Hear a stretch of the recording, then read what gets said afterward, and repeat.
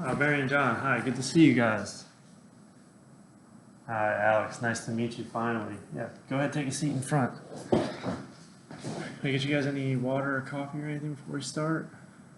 No? That's okay. I got a water right here. I gotta say, I'm pretty jealous of you guys having that house in Vermont. I know you use it for the summer, but I'm a big skier, and if I had a house in Vermont to go skiing, I would just use it all the time. So, gotta say, you guys are very lucky with that. But before we get started, do you have any questions or anything? Okay, we'll just dive right into it then. So, um, yeah, as you guys know, we're here today to go over the financial plan that we agreed on. So, took all the information that you guys gave me, and then we looked through all of your plans and documents. And so, I'm just going to go over everything that you gave us, and then we're going to go through your guys' financial health.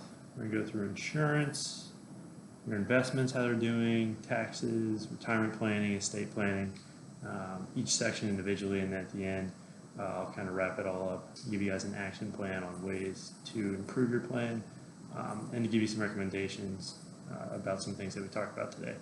So first, before we start, I just want to go over your goals that you guys gave me before and just make sure that they're still the same before we start. So your first goal was to reduce any estate and gift tax liabilities and to ensure that all your estate planning documents are in order.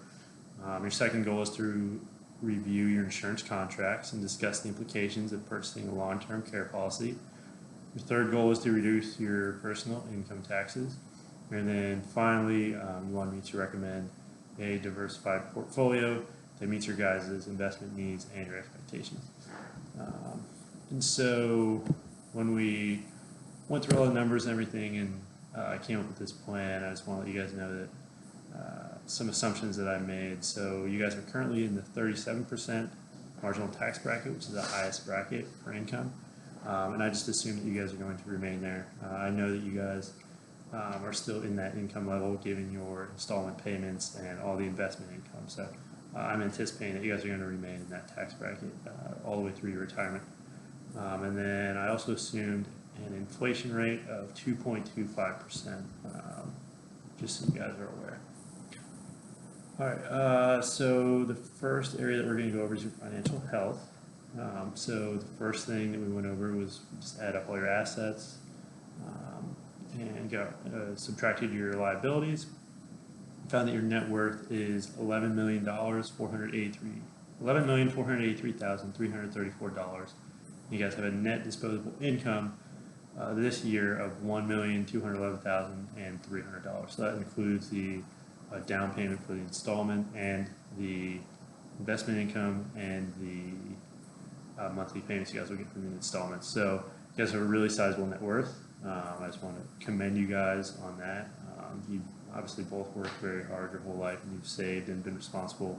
And so you guys are definitely seeing that pay off right there. So you have a good net worth and you have a very good income to debt ratio. So you have a lot of income to use for your goals.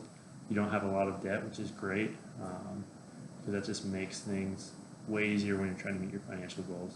Obviously, the goal is to be debt-free, but really all you guys have left is just that mortgage and a little bit of credit card debt.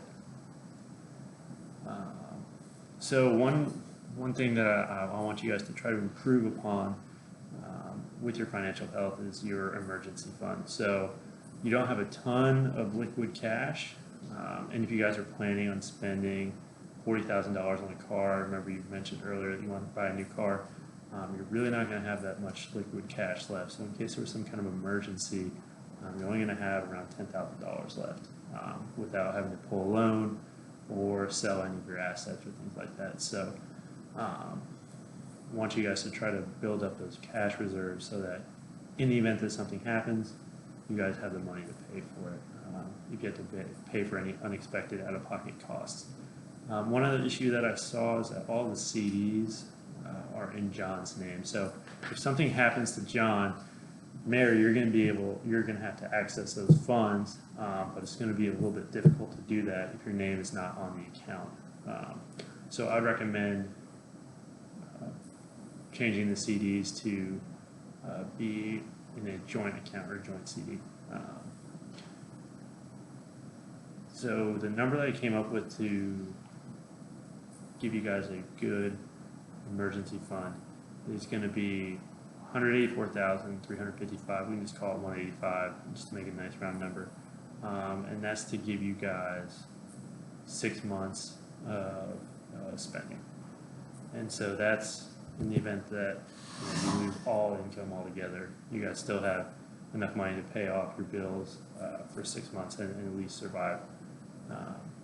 And so I recommend, as the funds and the CDs mature, because I know not all of them have the same maturity date, to save them, to build up those reserves. And I would consider pushing off that car purchase until you have a fully saved emergency fund. If you guys need the car, if it's breaking down or something like that, and you need a car, I understand. But if you guys can hold off, I would recommend holding off. So next we're going to move into your risk management and insurance. So after doing kind of a fake scenario where I just assumed that $100,000 of damage occurred on your vacation home, just to see how much coverage you guys actually have and see how much it would pay off, I found that your policy on the vacation home is going to be sufficient because it covers. Good rule of thumb that we like to use when it comes to home insurance coverage is 80% of the value of the house, and that'll typically pay off most damages. And worst case, if you lost the whole house, you get 80% of it back, which is a pretty solid number. And so when $100,000 of damage occurred on the vacation home, I found that the policy actually will cover all those damages. They'll actually give you $103,000, but the insurance company will obviously only pay you the full amount. They're not giving you any more. But when I did the same thing on your primary home, and I just kind of ran some numbers to see how much coverage you have, it fell pretty short. So it covered that benchmark of 80%, like I just mentioned, of the value of your home. Your policy is going to need to be upped to $620,000 worth of coverage. And again, that will cover most of your damages in full if anything happens. And if the house does completely get destroyed, you'll at least get $620,000 from the insurance company as a payout. But obviously that's a worst case scenario, but going off of that 80% rule of thumb, you're going to need to increase it to $620,000 in order to cover most damages. I looked at your life insurance, health insurance, and auto policies. Those are all sufficient. I didn't see any problems with them. I think those are all fine in case of any emergencies with those items. You guys asked me to look into long-term care and what I thought about that. So I do recommend that you purchase a long-term care policy. And so the number that I think is going to be safe for you guys is $360,000 or 3 years, whichever comes first. Typically those policies, it's either a time amount or a monetary amount. And so this policy will actually allow each of you guys to share the benefits. So even if only one of you needs the care, the policy will still be beneficial because you can both just kind of go in and out of it if you guys actually need it. So I understand you guys are both in really good health right now. However, a lot of retirees do end up needing some kind of care at some point in their life. And this ensures that you guys can receive professional care and avoids placing a burden on your family or having, when your family members have to take care of you guys and pay out of pocket for some of those expenses. It'll cover professional in-home nursing care and all those kinds of things. So you'll actually be getting professional medical help in the event that you guys actually need it. And so the premiums are a little bit more expensive than some of these other policies, but as I mentioned, then you guys aren't paying out of pocket. You're not using all those assets that you guys have worked hard for and saved for over your lifetime to pay for medical care. And also these expenses are tax deductible because they're considered medical expenses. And so if medical expenses exceed more than 7.5% of your adjusted gross income, you can actually write those off. So it is kind of a win-win that you're able to write off those premiums if they end up being more than a certain amount of your AGI. And so another thing that you guys mentioned was the possibility of gifting John your annuity to your granddaughter. And so if you choose to do that, you and Mary could gift split. So you're both able to gift up to $15,000 in 1 year. Or you can combine it since you're a married couple for $30,000. That's called gift splitting. So you guys could combine it to exclude $30,000 of the gift, which would make the taxable amount of the annuity $72,000. However, she is a skip person, so generation skipping taxes would apply on that gift. So a skip person is somebody that is your granddaughter, or they're at least 2 generations from you. So granddaughter, great-granddaughter, and anybody after that. So since she is 2 generations away, the skip tax is going to apply there. And so keep in mind too, if you do end up gift splitting and doing the full $30,000, that means that you guys have to tap into your lifetime exclusion after that, since you have $15,000 a year gift annually. So if you want to gift more to somebody else or to another group or somebody like that, you guys are still able to do that and write that off on your taxes, but you're going to have to keep really good records of that, and it's going to come out of your lifetime exclusion, which is $11.7 million. So I don't know how much you guys have actually gifted before. That's just something to keep in mind if you guys do decide to actually gift or not. So next we're going to move into the investment planning. So overall, you guys have done a pretty good job. So you guys have significant value invested in your investment portfolio. However, there are just a couple weaknesses. So in your non-qualified portfolio, John, you have to diversify your assets. We only have four stocks in there, and they're all stocks. It's pretty risky, given that you guys are about to retire. So I understand that you have an above average risk tolerance. However, since you are in retirement, we do want to preserve some of that capital for you guys, just so you have something to live off of, and so you can pass some of that along to your family as well. Because just stocks are so much more volatile than bonds or some other assets. So having all of your non-qualified assets in stocks is a little bit risky. So I think it's good to keep some in there just to give some of that growth, because hopefully you guys will enjoy a long retirement and we'll be able to keep growing those assets. But you do need to diversify your assets. So this will reduce your risk, and overall it's been shown to achieve better returns in some cases, or in most cases actually, because when stocks go up, bonds sometimes go down, but it's the opposite as well, where when stocks go down, bonds will go up. So overall, you'll end up achieving some better returns because you won't be losing as much and won't be as volatile. So it's a good idea to diversify that portfolio. And then according to the Sharpe ratio, this portion of your portfolio is actually underperforming compared to the rest of the market on a total risk basis. So again, with some diversification, we can make it less volatile, and it'll perform a little bit better and closer to the market, and hopefully beat the market. So Mary, your 403B, I think is invested properly. It fits your risk profile. John, again, you need to diversify your 401k. So I would recommend moving some of your portfolio to bonds or some other fixed income assets as you enter retirement. Again, just to preserve that capital, because the bonds, they'll pay a coupon, they'll pay a set rate. So say it's a 5% bond, you'll get 5% every year of what's invested in that, no matter what. If it's a government bond, and there's some other types of bonds and whatnot that we can go into if you want later, but typically those bonds are, depending on the type of bond, it can be almost a guaranteed payment. So again, to preserve that capital, make sure that you guys don't lose everything in some kind of catastrophic crash. I recommend that you guys buy some bonds and some fixed income assets just to keep some of that capital there. I also recommend that you guys sell some of stock A just to utilize some tax harvesting.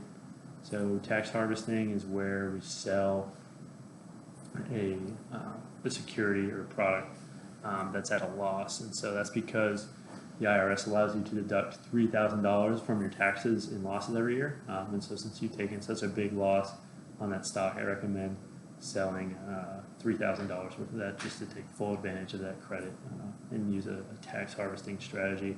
And so I also recommend that you guys buy tax-free municipal bonds. And so the great thing about municipal bonds is, so it's like a normal bond where there's a payment, a set payment, and they're backed by the government.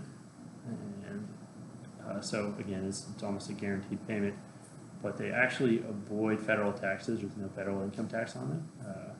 And depending on the state, which state you buy it from, some states there's actually no state tax as well. So the returns on them are going to be lower typically because of this. However, in the long run, my team and I, we can do some analysis on some municipal bonds and compare them compared to taxable bonds, and find some bonds that will actually give you a similar rate of return or better rate of return than some other corporate bonds or high yield bonds, just because there's no taxes.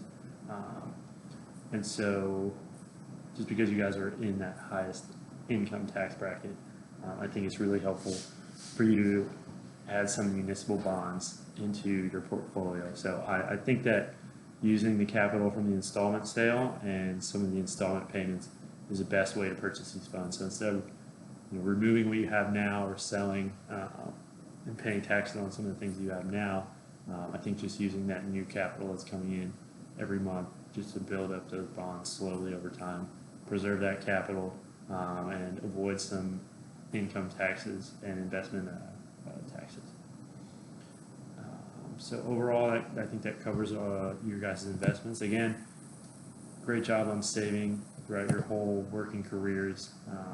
You guys are set up pretty well for your retirement. You guys have a lot of assets that are available to you in your retirement. So again, really good job on saving and being frugal that whole time that you guys were working. You guys should be proud of yourselves for that. That's really impressive. So next we're going to go into retirement planning. So like I mentioned, you guys, I think you're in a really good position to retire. No doubt about it. You guys are both meeting your retirement goals. One thing that you did both mention is that you want to try to grow the 401k and 403b assets tax-free.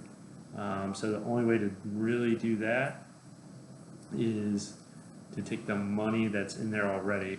If you convert them to a Roth IRA, you have to pay the taxes on them now, but you don't have to pay taxes on the assets anymore. So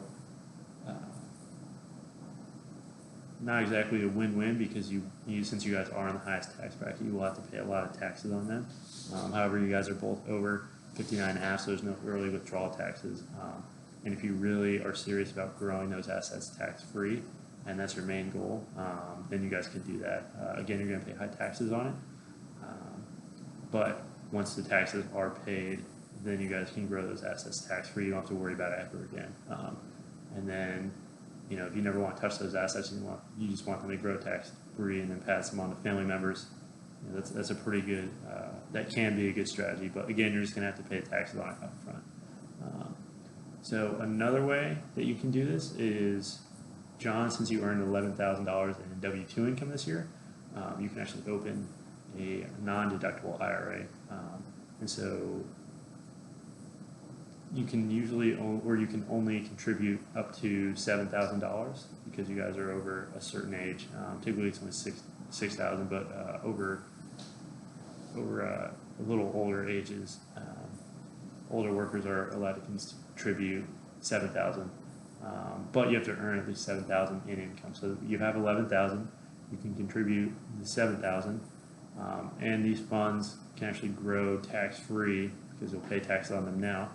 And it's not subject to the income limits that a typical Roth IRA is subject to. So because you guys are in such a high tax bracket, Roth IRA isn't eligible, or you're not eligible to open a Roth IRA. But you can open this new Roth, and then you can grow that $7,000 tax-free. I know it's not a ton of money, but at the same time, if you guys are really serious about only having tax-free assets in your retirement or tax-free assets to pass on to your loved ones, then that is another strategy that you guys can utilize.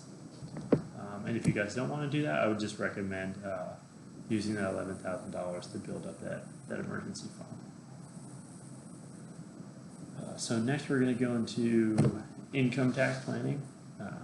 And so, like I've mentioned a couple times, your investment interest income is taxed at the highest marginal tax rate. So you're at the highest income tax rate and the highest investment interest income tax rate.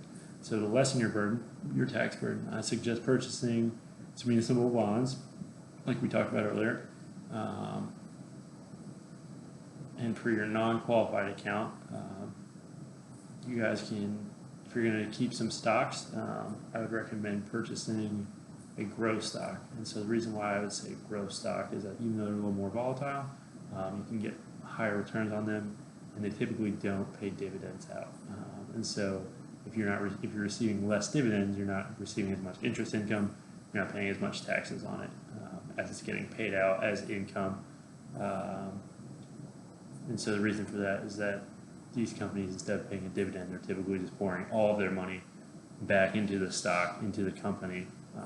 And so that stock price will hopefully go up a little bit quicker, but again, there's not going to be any dividend payments, so it's not going to give you any income. But that will lessen that tax burden a little bit. You can also purchase ETFs or mutual funds that are designed to be tax efficient. So there are some products out there that are actually designed to not have as much interest income and be invested more in those growth stocks and some other companies that just don't pay dividends, so that you have a lower tax burden. But at the same time, you can still get the growth from some of those stocks. So I just want to take a minute as well to break down how the installment payments are going to be taxed. I know that was a concern that you guys mentioned before we met and wanted me to go over. So your basis in the installment payment is going to be $1,075,000, and so the tax on that is going to be $731,000, $731,250 to be exact. And since you're in the 37% tax bracket, you guys are going to owe $279,563 in taxes for that one down payment. And so for each monthly payment, you're going to receive $36,568 a month, and of that $36,568, $19,428 of that money is going to be considered taxable every month. So that's just how it's going to break down monthly, just so you understand. So it is a pretty significant tax burden, but again, you guys are, as I mentioned, you guys are lucky and you've saved up, and you are in that highest bracket. So unfortunately, you are going to be paying higher taxes than most people.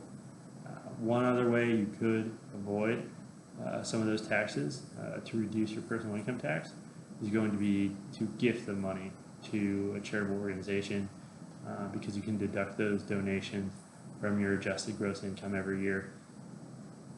So you can actually deduct 30% all the way up to 100% of those donations, depending on what kind of organization they are, whether or not they're in cash, or you can donate stocks and other assets.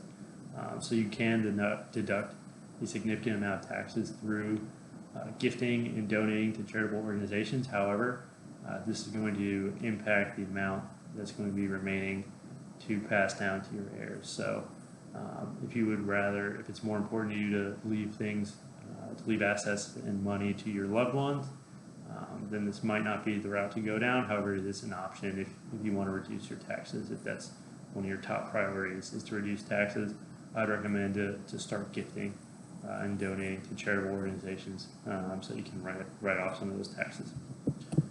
So the last section we're going to go into is the estate planning. So at the moment, neither of you are subject to estate taxes.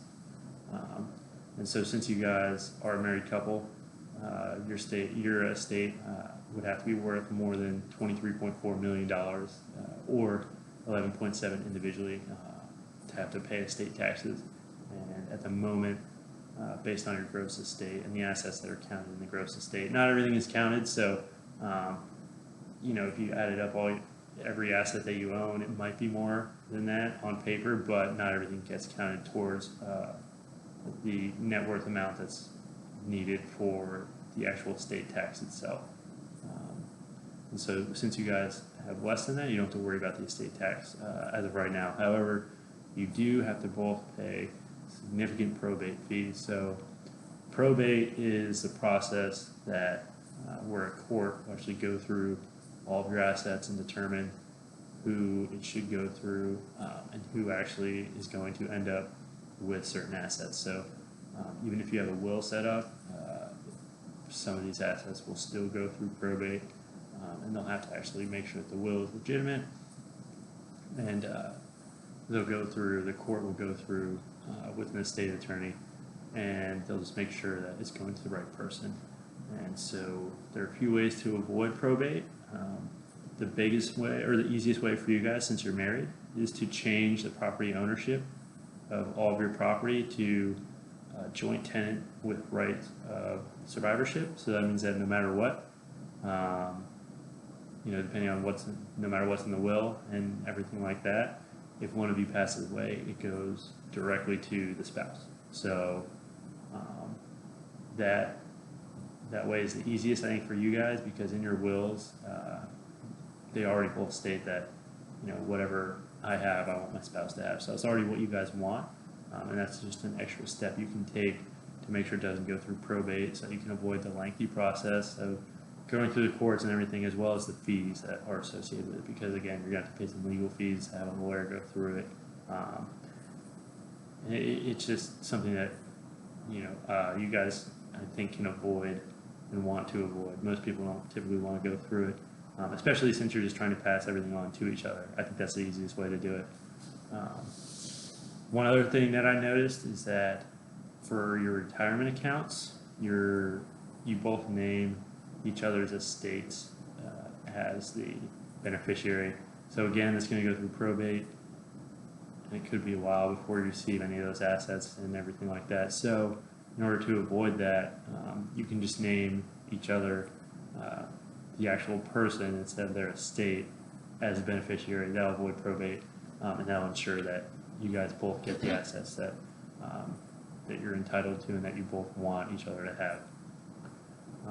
One other thing that I've noticed going through your estate plan is that you guys actually don't have any estate planning documents drawn up, not that I'm aware of. So you don't have any power of attorneys, healthcare proxies, or any other documents in place to manage your affairs if either of you was to become incapacitated. So I would definitely meet with an estate planning lawyer and go over some of their strategies and recommendations.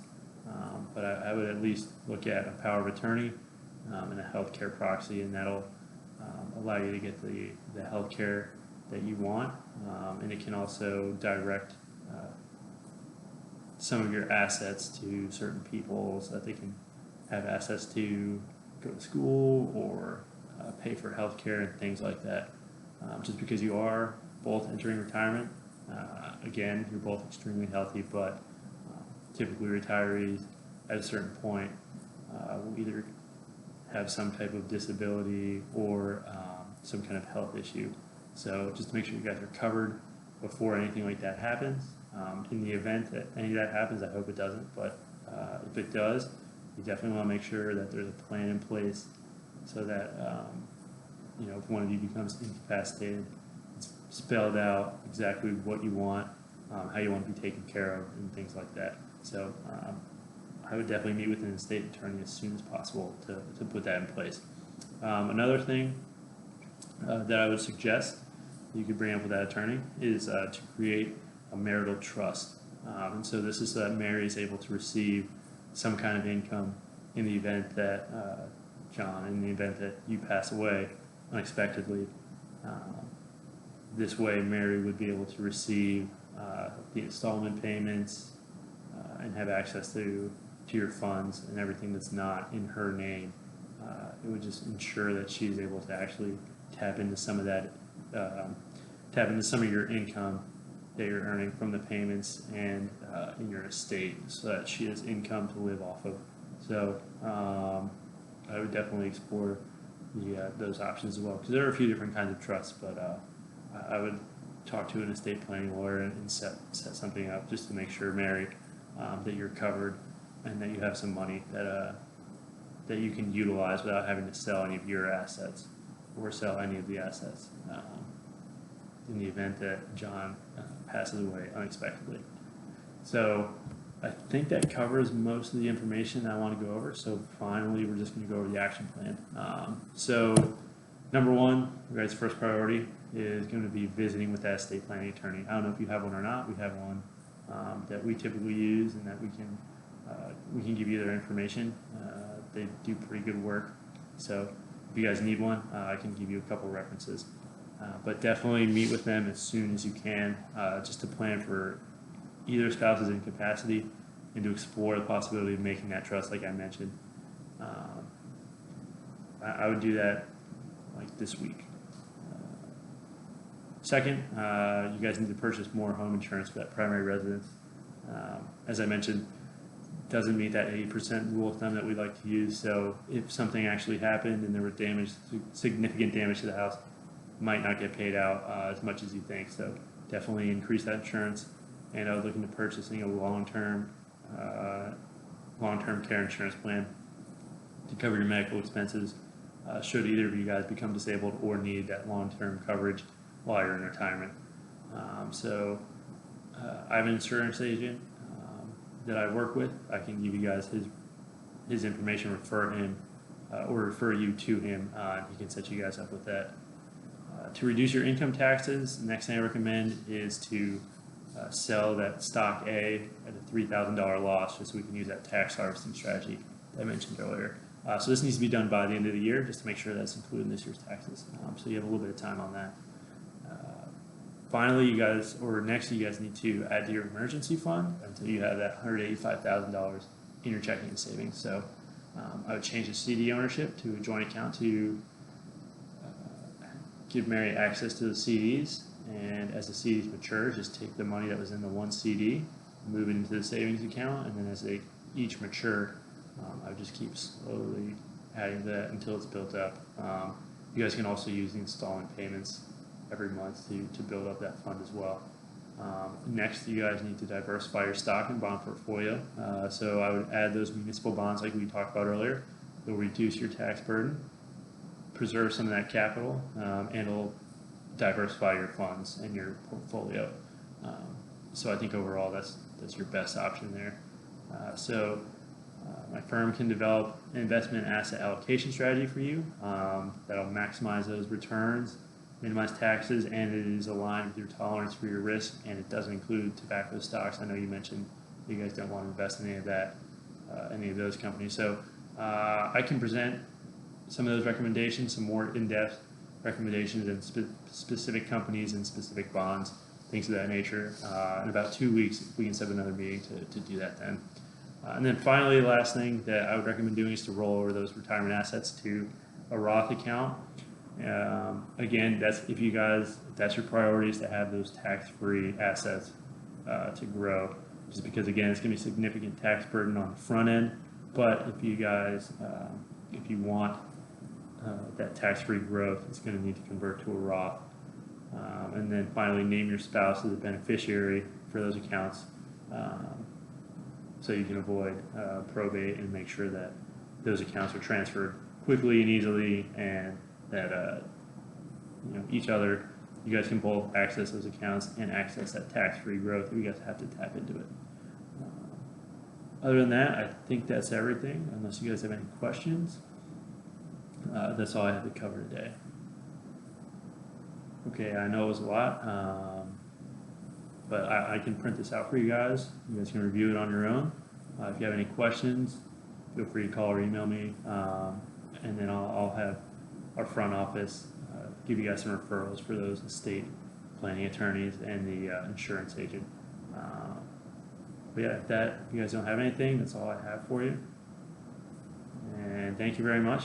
Have a good day. Great to meet you guys. And yeah, we'll meet again in about 2 weeks. All right. Thank you.